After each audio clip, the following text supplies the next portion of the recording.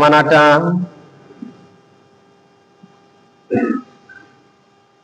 হিংসায় জর্জরিত। কথা বলেন ঠিক কিনা? হিংসা, অহংকার, গীবত, সমালোচনা, অন্যের দোষ বলতে, গীবত গাইতে বর্তমান সময়ে আমরা বেশি অভ্যস্ত হয়ে পড়েছি। কথা বলেন ঠিক কিনা? এমন একটি জামানায় আমরা পদার্পণ করেছি যে জামানাটা অন্যকে ঠকিয়ে নিজে কিভাবে ধনবান হওয়া যায়, নিজে কিভাবে উপরে উঠা যায়, সেই চিন্তাধারা বর্তমানে খেলতেছে। কথা বলেন ঠিক কিনা? কেউ কারো ভালো দেখতে পারি না, অন্যের ভালো দেখলেই হিংসা ভিতরে চলে আসে, অহংকার ভিতরে চলে আসে। কথা বলেন ঠিক কিনা? সম্মানিত বন্ধুগণ, আমরা একে অন্যের প্রতি যে হিংসা করি, এই হিংসা করার সম্পর্কে রাসূল আকরাম সাল্লাল্লাহু আলাইহি ওয়াসাল্লাম বলেছেন, ইয়াকুমুল হাসাদা ফাইন্নাল হাসাদা ইয়াকুলুল হাসানাতি কামা তাকুলুন নারুল হাতাব। আল্লাহর নবী রাসূল আকরাম সাল্লাল্লাহু আলাইহি ওয়াসাল্লাম ইরশাদ করেন যে, হে আমার উম্মতেরা, হে আল্লাহর গোলামেরা, তোমরা হিংসা হইতে দূরে থাকো। বলেন, কি হইতে দূরে থাকতে বলেছেন? হিংসা হইতে দূরে থাকো। কেননা হিংসা নেকিকে ধ্বংস করিয়া দেয়। কেননা হিংসা নেকিকে কি করিয়া দেয়? ধ্বংস করিয়া দেয়। আপনি যদি একে অন্যের হিংসা করেন, তাহলে আপনি জীবনে যে আমল করেছেন, ইবাদত করেছেন, নেক কাজ করেছেন, যে সওয়াব হয়েছে, সেই সওয়াব ধ্বংস হয়ে যাবে। বলি নাউজুবিল্লাহ।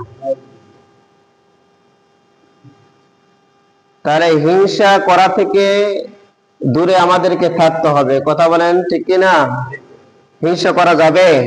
হিংসা করা যাবে না। বরং রাসূল বলেছেন যে, তোমার কোনো ভাইকে যদি তুমি উচ্চ পথে উন্নতির দিকে যাইতে দেখো, তার জন্য তুমি আল্লাহ তাআলার কাছে দোয়া করো। বলি সুবহানাল্লাহ। রাসূল আকরাম সাল্লাল্লাহু আলাইহি ওয়াসাল্লাম বলেছেন, আল্লাহ তাআলার কোন বান্দা বান্দি যদি অপর কোন মুসলমান ভাই বোনের জন্য নেক নিয়তে, খালেস নিয়তে দোয়া করে, আল্লাহ তাআলার হাবিব বলেন, ওই দোয়াটা তার ওই মুসলমান ভাইয়ের জন্য কবুল হওয়ার আগে যে ব্যক্তি দোয়া করে, তার জন্য কবুল হয়ে যায়। বলি সুবহানাল্লাহ। আরেকবার বলি সুবহানাল্লাহ। যেমন আমরা আমাদের পাড়ার প্রতিবেশী কোন ভাই বোনকে যদি কোন জমি জায়গা কিনতে দেখি, অথবা কোন ভাই বোনকে যদি আলেম ওলামা হইতে দেখি, তাহলে আপনার উচিত, আপনার দায়িত্ব, আপনার কর্তব্য হইল আল্লাহ তাআলার কাছে দোয়া করা। ইয়া রাব্বে কারীম মাওলা, আব্দুর রহমান ভাইয়ের ছেলে হাফেজ হচ্ছে, আল্লাহ তুমি তার সন্তানকে হাফেজ বানিয়ে দাও, আলেম বানিয়ে দাও। আল্লাহ তাআলার হাবিব রাসূল আকরাম বলেন, যে ব্যক্তি আব্দুর রহমান ভাইয়ের সন্তানের জন্য দোয়া করলো, আল্লাহ তাআলা দোয়াকারী ব্যক্তি সন্তানকে আল্লাহ তাআলা আগে কবুল করিয়া নেয়, বলে সুবহানাল্লাহ। অথচ বর্তমান সময়ে আমরা এমন এক সময় পদার্পণ করেছি রে ভাই, কোন ভাইয়ের সন্তানকে ভালো পথে যাইতে দেখলেই অন্য পাড়ার প্রতিবেশী, চাচাতো ভাই, মামাতো ভাই নিজেরাই হিংসা করে। কথা বলেন ঠিক কিনা? কথা বলেন ঠিক কিনা? অথচ আল্লাহ তাআলার হাবিব রাসূল আকরাম সাল্লাল্লাহু আলাইহি ওয়াসাল্লাম বলেন, তুমি তোমার অপর ভাইয়ের জন্য দোয়া করো, যে বলে দোয়া করবে ওই দোয়াটা আগে তোমার জন্য কার্যকর হয়ে যায়, বলি সুবহানাল্লাহ। আরেকবার বলি সুবহানাল্লাহ। সম্মানিত বন্ধুগণ, আল্লাহ তাআলা রব্বুল আলামিন আমাদেরকে এই দুনিয়ায় পাঠিয়েছেন, আবার এই দুনিয়া থেকে নিয়ে যাবেন, এতে কোনো সন্দেহ নাই। কথা বলেন, সন্দেহ আছে? এই দুনিয়ায় যেমন পাঠিয়ে দিয়েছেন, আবার এই দুনিয়া থেকে আল্লাহ তাআলা নিয়ে যাবেন, এতে কোনো সন্দেহ নাই। কথা বলেন ঠিক কিনা?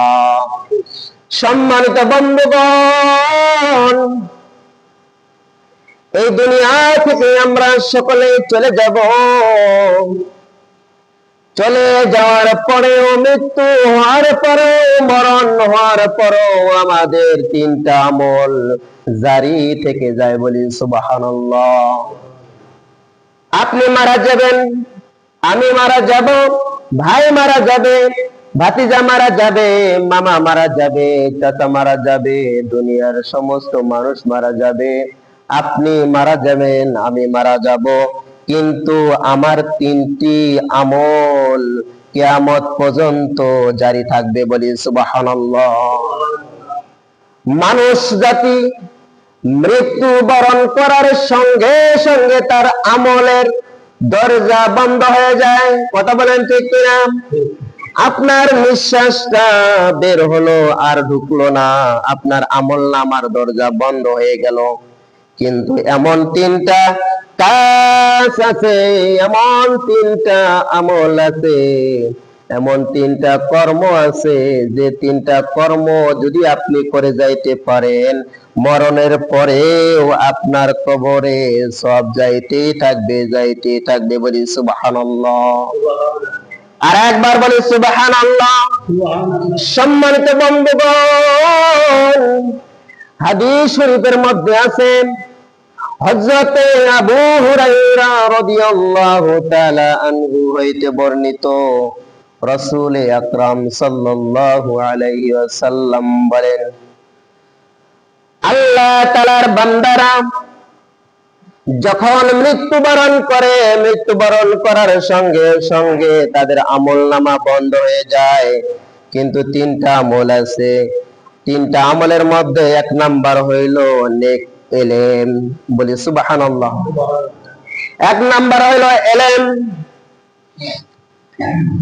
আপনি যে এলেম অর্জন করেছেন, আপনি যে জ্ঞান অর্জন করেছেন, এই জ্ঞান অর্জন করার পরে এই এলেম আপনি যে অর্জন করেছেন, এই এলেম অর্জন করে আপনি অপরজনকে শিখাইছেন, শিক্ষা দিয়েছেন। এই এলেম আপনি শিখে অন্যজনকে শিক্ষা দিয়েছেন। এই এলেমের জ্ঞান যাকে আপনি দান করেছেন, যে ব্যক্তিকে আপনি কোরআনের শিক্ষা দিয়েছেন, যে ব্যক্তিকে আপনি ইসলামের শিক্ষা দিয়েছেন, সেই ব্যক্তি যতদিন বেঁচে থাকবে ততদিন আপনার কবরে সব যাইতেই থাকবে, যাইতেই থাকবে, বলি সুবহানাল্লাহ। আর একবার বলি সুবহানাল্লাহ। কেমন করে যাইতে থাকবে? যে এলেমটা, যে জ্ঞানটা অপর কোন মুসলমানকে দিয়েছেন, যে এলেমটা আপনি অপর কোন মুসলমানকে শিক্ষা দিয়েছেন, ওই এলেমটার সওয়াব কিভাবে যাইতে থাকবে? প্রবাহমান নদীর স্রোত যেমন চলতে থাকে, ঝর্ণার পানি যেমন অবিরাম পড়তে থাকে, যে ব্যক্তিকে এলেমের শিক্ষা আপনি দিয়েছেন, সে ব্যক্তি যতদিন আমল করবে ততদিন কবরে আপনার সব যাইতে থাকবে। বলি সুবহানাল্লাহ। আর একবার বলি সুবহানাল্লাহ। রাসূলুল্লাহ সাল্লাল্লাহু আলাইহি ওয়াসাল্লাম বলেন, খায়রুকুম মান তাআল্লামাল কুরআনা ওয়া আল্লামা। রাসূল বলেন, যে ব্যক্তি কোরআন শিক্ষা করে এবং অপরকে শিক্ষা দেয়, সেই ব্যক্তি সর্বোত্তম। বলি সুবহানাল্লাহ। যে ব্যক্তি আসমানের নিচে জমিনের উপরে কুরআনুল কারীম শিক্ষা করে এবং অপরকে শিক্ষা দেয়, পৃথিবীর জমিনে আসমানের নিচে, সেই ব্যক্তি আল্লাহ তাআলার কাছে সর্বোত্তম। বলি সুবহানাল্লাহ। দুনিয়াতে অনেক ডিসি, এসপি, আর্মি, সেনাপতি আছে, কিন্তু তাদের কথা রাসূল বলেন নাই, তাদের কথা আল্লাহ তাআলার হাবিব বলেন নাই। আল্লাহ তাআলার হাবিব বলেছেন, আল্লাহ তাআলার পক্ষ থেকে 30টি পারা কোরআন শরীফ এসেছে। আল্লাহ তাআলার পক্ষ থেকে 30 পারা কুরআনুল কারীম যে ব্যক্তি শিক্ষা করেছে এবং অপরকে শিক্ষা দিবে, সেই ব্যক্তি ছোট হোক বড় হোক, সাদা হোক কালো হোক, ধনী হোক ফকির হোক, বাদশাহ হোক প্রজা হোক, যে হোক না কেন, সেই ব্যক্তি আমি আল্লাহ তাআলার কাছে সর্বোত্তম। সুবহানাল্লাহ। আরেকবার বলি সুবহানাল্লাহ। অথচ লক্ষ্য করলে দেখা যায়, মহান আল্লাহ তাআলার এই 30 পারার গ্রন্থ আল কোরআন অধিকাংশ গরিব ঘরের, অসহায় ঘরের সন্তানেরাই শিক্ষা অর্জন করে থাকে। কথা বলেন ঠিক কিনা? কথা বলেন ঠিক কিনা? অসহায় গরিব এতিম মিসকিন যারা, তারাই এই মহাগ্রন্থ আল কোরআনকে বুকে ধারণ করে। বলি সুবহানাল্লাহ। আরেকবার বলি সুবহানাল্লাহ। অথচ এসপি, ডিসি, সেনা প্রধান, প্রধানমন্ত্রী আছে, তাদের সন্তানরাও আছে, তারাও কিন্তু তাদের যে সন্তান আছে, তারা এই যে সৌভাগ্য, এক সর্বোত্তম আল্লাহ তাআলার কাছে যে এলেমটা অর্জন করলে সর্বোত্তম হবে, সেই এলেম থেকে অনেক আর্মি, অনেক সেনা প্রধানদের সন্তানেরা বঞ্চিত হয়। কথা বলেন ঠিক কিনা? অথচ রাসূলুল্লাহ সাল্লাল্লাহু আলাইহি ওয়াসাল্লাম বলেছেন, তালাবুল ইলমি ফারিদাতুন আলা কুল্লি মুসলিম। রাসূল আকরাম সাল্লাল্লাহু আলাইহি ওয়াসাল্লাম বলেছেন, তোমার ইলমে দ্বীন শিক্ষা করা প্রত্যেক নর নারী মুসলমানের উপর ফরজ। বলি সুবহানাল্লাহ। রাসূলুল্লাহ পবিত্র হাদিস শরীফে বলেছেন, ইলমে দ্বীন শিক্ষা করা প্রত্যেক নর নারী মুসলমানের উপর ফরজ। আল্লাহ তাআলা পবিত্র কুরআনুল কারীমের মধ্যে বলেছেন, ইকরা বিসমি রাব্বিকাল্লাযী খলাক, পড়ো তোমার প্রভুর নামে। আল্লাহ তাআলা পবিত্র কোরআনে পড়তে বলেছেন, রাসূলও পবিত্র হাদিসে পড়তে বলেছেন। বলি সুবহানাল্লাহ। আরেকবার বলি সুবহানাল্লাহ। আল কোরআনের প্রথম বাণী পড়ো, আল হাদিসে রাসূল বলেন পড়ো। কথা বলেন ঠিক কিনা? আল কোরআনের প্রথম বাণী পড়ো, আল হাদিসে রাসূল বলেন পড়ো। কোরআন পড়ে হাদিস পড়ে নিজের জীবন গড়ো, কোরআন পড়ে হাদিস পড়ে নিজের জীবন গড়ো। আল কোরআনের প্রথম বাণী পড়ো, আল হাদিসে রাসূল বলেন পড়ো। কোরআন পড়ে হাদিস পড়ে নিজের জীবন গড়ো। বলি মারহাবা। আরেকবার বলি মারহাবা। তাহলে আল্লাহ তাআলা পবিত্র কোরআনে বলেছেন পড়ো, রাসূলুল্লাহ সাল্লাল্লাহু আলাইহি ওয়াসাল্লাম হাদিসের মধ্যেও বলেছেন পড়ো, বলি সুবহানাল্লাহ। আরেকবার বলি সুবহানাল্লাহ। আল্লাহ তাআলা বলেছেন পড়ো, রাসূল বলেছেন পড়ো, কিন্তু আমরা নিজেরা পড়া থেকে নিজেদেরকে বিরত রেখেছি। কথা বলেন ঠিক কিনা? সম্মানিত বন্ধুগণ, এলাকার মধ্যে, সমাজের মধ্যে, ইউনিয়নের মধ্যে দেখা যায় অনেক হাজী সাহেবেরা হজ করতে যায়। কথা বলেন ঠিক কিনা? হজ করতে যায়, উমরা করতে যায়, কিন্তু যে ব্যক্তি লাখ টাকা খরচ করে উমরা করতে যায়, হজ করতে যায়, অথচ ওই উমরা করার আগে, হজ করার আগে আল্লাহ তাআলার ফরজ হুকুম ছিল ইকরা বিসমি রাব্বিকাল্লাযী খলাক। আল্লাহ তাআলা নিজে বলেছেন পড়ো তোমার প্রভুর নামে যিনি তোমাকে সৃষ্টি করেছেন। কেন পড়তে বললেন আল্লাহ তাআলা রব্বুল আলামিন? কেন পড়তে বললেন? আল্লাহ তাআলা রব্বুল আলামিন মহাজ্ঞানী, তিনি জানেন না পড়লে আমার বান্দা, না পড়লে আমার গোলামেরা কিভাবে আমল করবে। কথা বলেন ঠিক কিনা? কথা বলেন ঠিক কিনা? সেজন্য আল্লাহ তাআলার প্রথম যে বার্তা, যে প্রথম বাণী আমাদেরকে দিয়েছেন, পড়তে বলেছেন। তুমি যদি পড়তে না জানো তাহলে উমরার বিধান, নিয়ম কানুন তুমি কিভাবে জানবা? তুমি যদি পড়তে না জানো হজ করার নিয়ম কানুন কিভাবে জানবা? কয়জনের কাছে কখন কিভাবে শিখাই নিয়ে কি আর আপনার ওই আমল করার সময় আছে? কথা বলেন ঠিক কিনা? আমি ওই সমস্ত হাজীদেরকে বলবো, ওই সমস্ত উমরাকারী ভাইদেরকে বলবো, রে ভাই, লক্ষ টাকা খরচ করে উমরা করার আগে তুমি পবিত্র কোরআনটা শিক্ষা করো। কথা বলেন ঠিক কিনা? লক্ষ টাকা খরচ করে হজ করার আগে তুমি আর পবিত্র কোরআনটা শিক্ষা করো। কথা বলেন ঠিক কিনা? পবিত্র কোরআনটা শিক্ষা করতে আল্লাহ তাআলা পবিত্র কোরআনের মধ্যে বলেছেন, পবিত্র কোরআন শিক্ষা করতে আমার আপনার দয়ার নবী, মায়ের নবী রাসূল আকরাম সাল্লাল্লাহু আলাইহি ওয়াসাল্লাম হাদিসের মধ্যে বলেছেন। বলি সুবহানাল্লাহ। আমরা অনেকে কোরআন পড়তে জানি না, অথচ উমরা করার নিয়ত করেছি। আমরা অনেকে কোরআন পড়তে জানি না, অথচ হজ করার নিয়ত করেছি। কথা বলেন ঠিক কিনা? আমি তাদেরকে বলবো, রে ভাই, হজে যাওয়ার আগে তুমি কোরআনটা শিখো।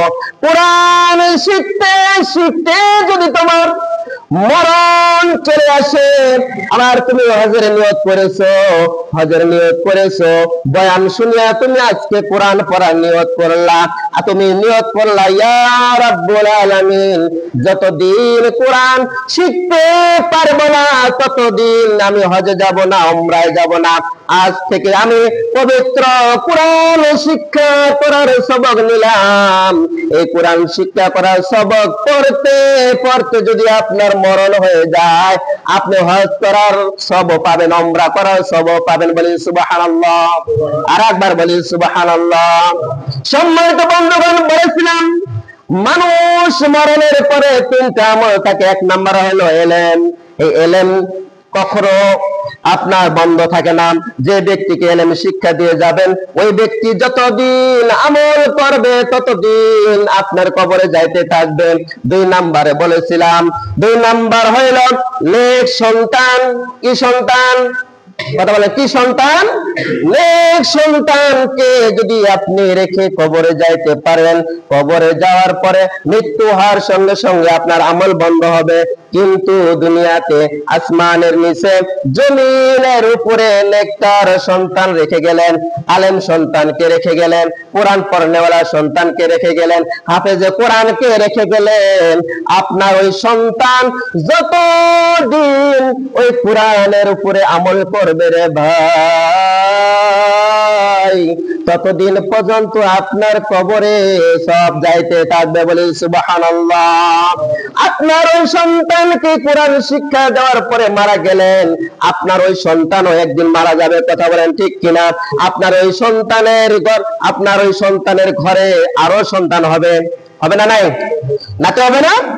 আপনার সন্তানের ঘরে আরো সন্তান হবে, আপনার ওই আলেম সন্তান যদি তার সন্তানকে কোরআন শিক্ষা দিয়ে যায়, আপনার ওই সন্তান তার সন্তানকে কোরআন শিক্ষা দিয়ে যদি কবরে যায়, আর তার সন্তান যদি তার কোরআন শিক্ষা দিয়ে কবরে যায়, এভাবে পরম্পরায় যদি একাধারে চলতে থাকে, কোরআন শিক্ষা দিয়ে, ইলমে দ্বীনের শিক্ষা দিয়ে, কোরআনের শিক্ষা দিয়ে, ইসলামের শিক্ষা দিয়ে যদি মারা যায়, আপনার সন্তান আমল করবে, আপনার কবরে যাইতে থাকবে, আপনার নাতি আমল করবে, আপনার কবরে যাইতে থাকবে, আপনার নাতির পরে যে সন্তান হবে যে আমল করবে এটাও আপনার কবরে যাইতে থাকবে।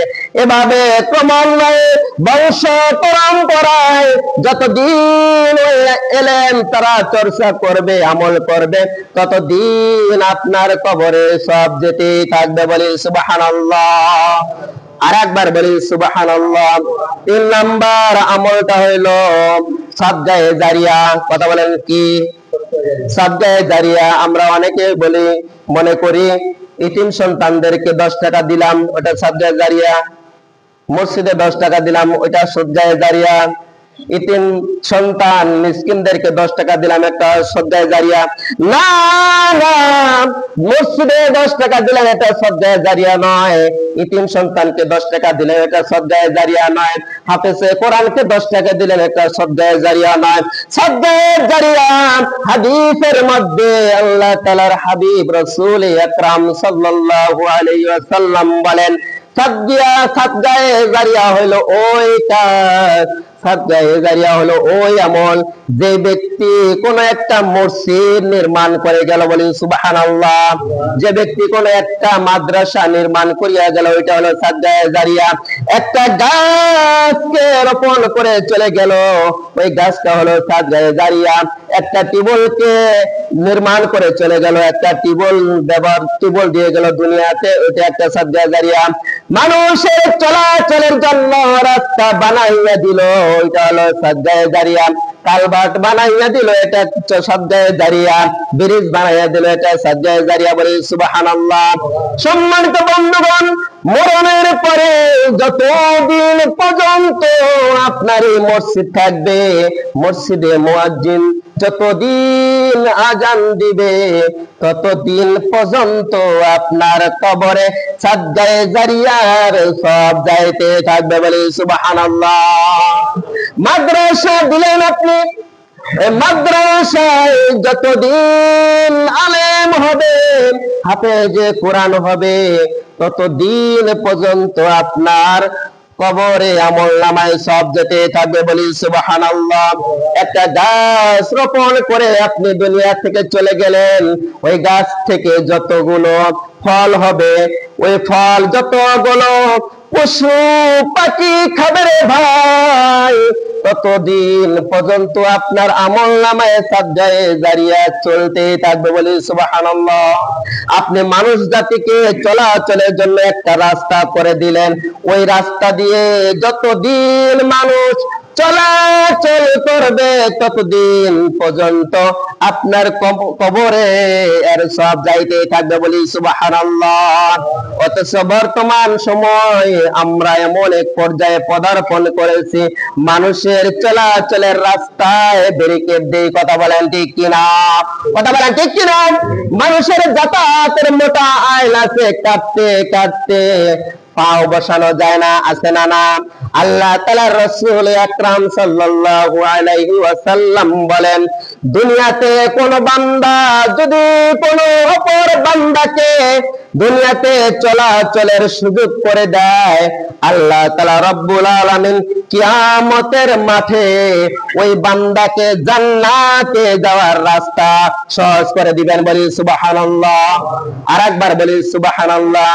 অথচ আমাদের সমাজে গ্রামে দেখা যায় মানুষ চলাচলের রাস্তায় গাছ গেড়ে দেয়, বাঁশ বেঁধে দেয়, আল মোটা আইল আছে কাটতে কাটতে চিকন বানায় দেয়। কথা বলে আছে না নাই? সম্মানিত বন্ধুগণ, যে সমস্ত ব্যক্তিরা মানুষের চলাচলের রাস্তায় বাধার সৃষ্টি করে, চলাচলের রাস্তায় বাঁশ বেঁধে দেয়, গাছ গেড়ে দেয়, তাদেরকে আমি বলবো, যে জমিনে তুমি বাঁশ গেড়ে দিলে, গাছ গেড়ে দিলে, ওই জমিনের মালিক তো তুমি না, কথা বলেন ঠিক কিনা? বলেন তো এই জমিনের মালিক কে? কথা বলেন, জমিনের মালিক কে? এই আসমানের মালিক কে? এই জমিনের মালিক আল্লাহ, আসমানের মালিক আল্লাহ, তোমারও মালিক আল্লাহ, হায়াতের মালিক আল্লাহ, মৌতের মালিক আল্লাহ, রিজিকের মালিক আল্লাহ, শক্তির মালিক আল্লাহ, সবকিছুর মালিক যদি আল্লাহ হয়, এই আল্লাহর জমিনে মানুষের চলাচলের রাস্তায় তুমি কেন বাস গাড়বা? তুমি কেন গাছ গাড়বা? কথা বলেন ঠিক কিনা? একদিন তো আমাদেরকে মাটির ঘরে যাইতে হবে। এই দুনিয়াতে আসছি যেমন সত্য, এই দুনিয়া থেকে চলেও যাব তেমনই সত্য। কথা বলেন ঠিক কিনা? না দুনিয়া থেকে আমরা কেউ যাব না? যাব কিনা? সকলেই যাব। যার জীবন আছে তাকেই এই দুনিয়া থেকে চলে যাইতে হবে। কথা বলেন ঠিক কিনা? সম্মানিত বন্ধুগণ, মরণ হবে, এতে কোনো সন্দেহ নাই। মরণের পরে আমল বন্ধ হবে, এতে কোনো সন্দেহ নাই। কিন্তু কোরআন পড়নেওয়ালা সন্তানকে রেখে যদি যাইতে পারেন, আপনার কবরে যদি আযাব হয়, কোরআন পড়নেওয়ালা সন্তান দুনিয়াতে কোরআন পড়বে আর আল্লাহ তাআলার কাছে হাত তুলে বলবে, রব্বির হামহুমা কামা রব্বায়ানি সগীরা। দোয়া করবে, ইয়া রাব্বুল আলামিন, দুনিয়াতে ছোটবেলায় আমার মা বাবা যেমন আমাকে লালন পালন করেছে, তেমনি ভাবে আমার মা বাবাকে তুমি তোমার রহমতের কোলে লালন পালন করো। বলি সুবহানাল্লাহ। সম্মানিত বন্ধুগণ, হাদিস শরীফের মধ্যে আসছে, কোন সন্তান যদি কোন মা বাবার জন্য হাত তুলে রব্বির হামহুমা কামা রব্বায়ানি সগীরা বলে দোয়া করেন, আল্লাহ তাআলা রব্বুল আলামিনের হাবিব বলেন, আসমান এবং জমিনের মধ্যে কোন পর্দা থাকে না।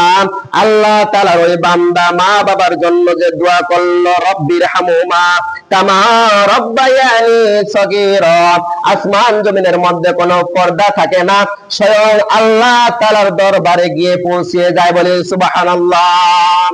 সম্মানিত বন্ধুগণ, তেমনি ভাবে মা বাবা যখন তার কোন সন্তানের জন্য দোয়া করে, রাসূল আকরাম সাল্লাল্লাহু আলাইহি ওয়াসাল্লাম বলেন, দুনিয়ার সমস্ত হুজুরের দোয়া বাদ যাইতে পারে, বাতিল হইতে পারে, মিস হইতে পারে, আলেম ওলামার দোয়া মিস হইতে পারে, কিন্তু মা বাবা সন্তানের জন্য হাত তুলে কান্না করতে দেরি, হাত তুলতে দেরি, দোয়া করতে দেরি, ওই মা বাবার দোয়া সন্তানের জন্য আল্লাহ তাআলার কাছে পৌঁছাইতে দেরি হয় না। বলি সুবহানাল্লাহ।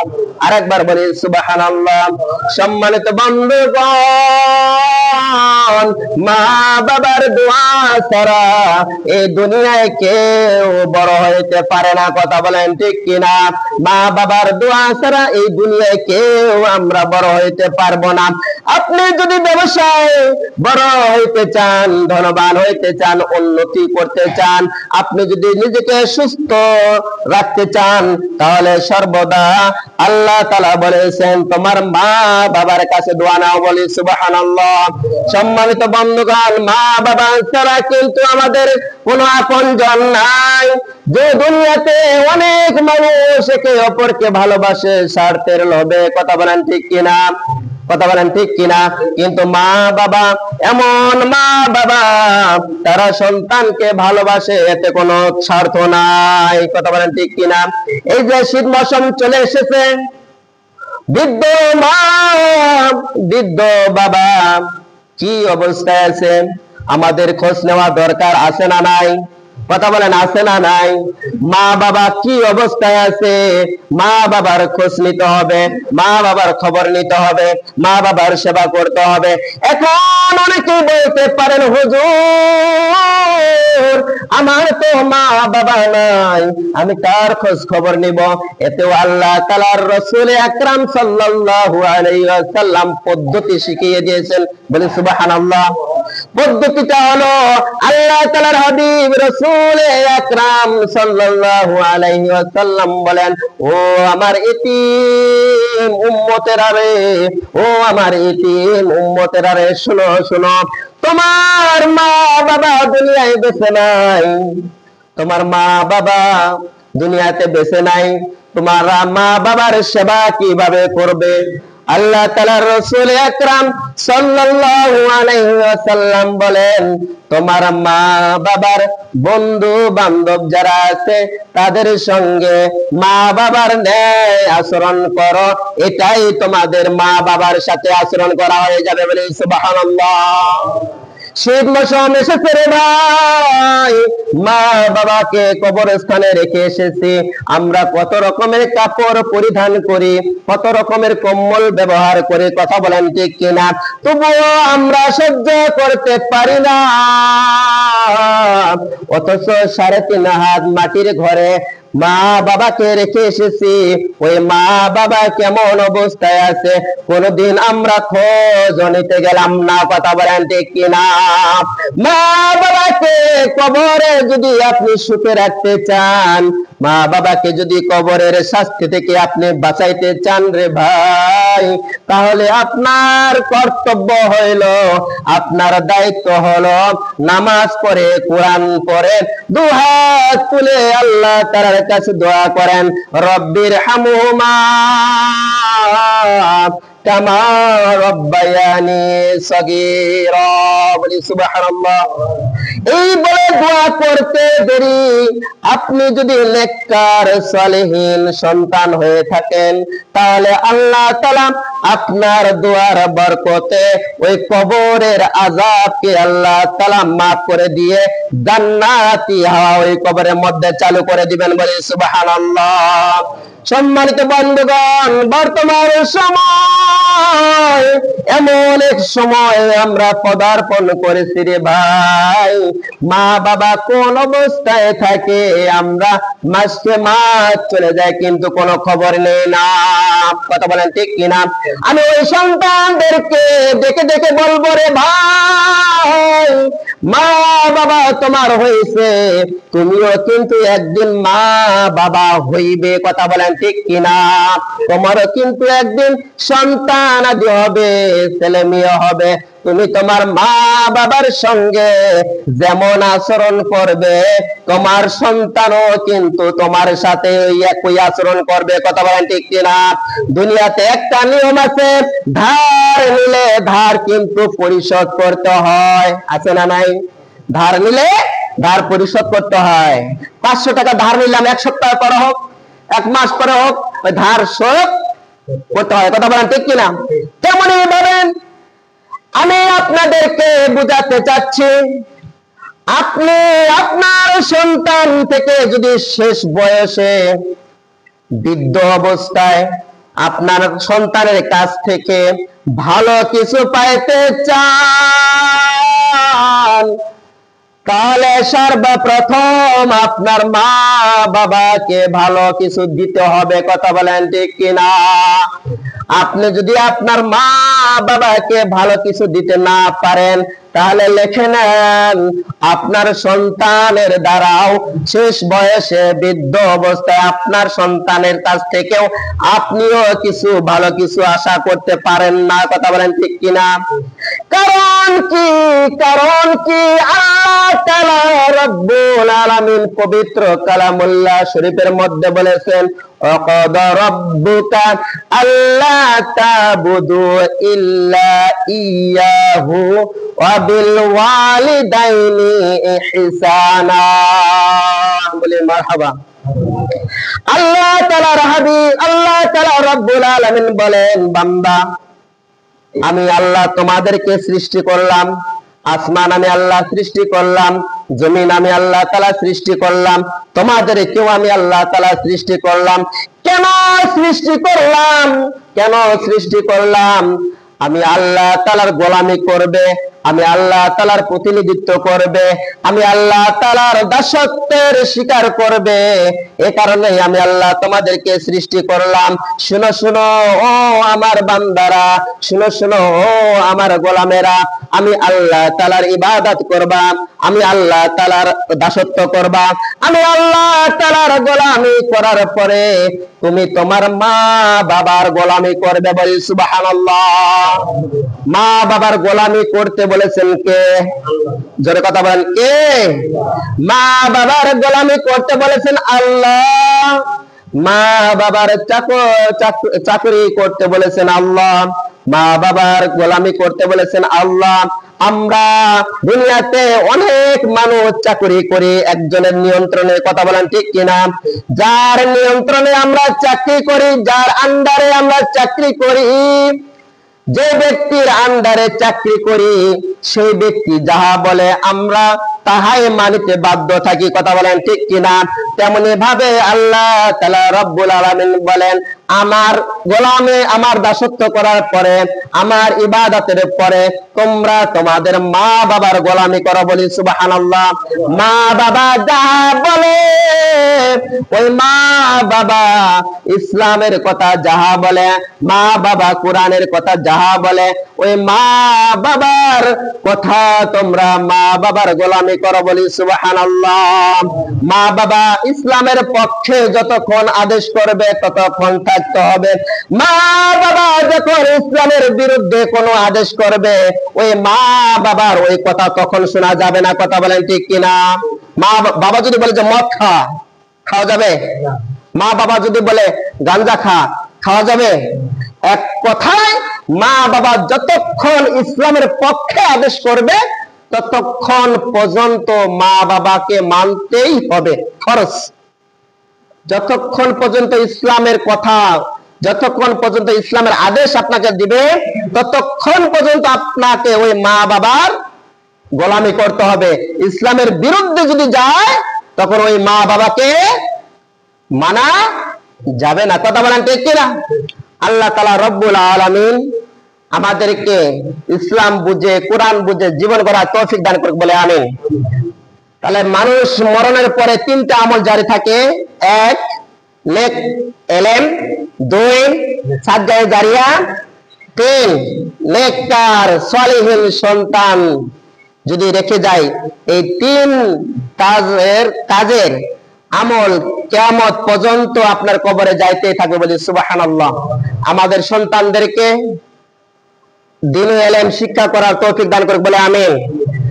সর্বপ্রথম আমি যেটা বলবো, আমাকে নিজেকে আগে ইলম অর্জন করার তৌফিক দান করুক, তারপরে সন্তানদেরকে ইলম অর্জন করানোর চেষ্টা করব, চেষ্টা চালাবো। 3 নাম্বার যেটা হলো সাদকায়ে জারিয়া, মসজিদ মাদ্রাসা নির্মাণের কাজে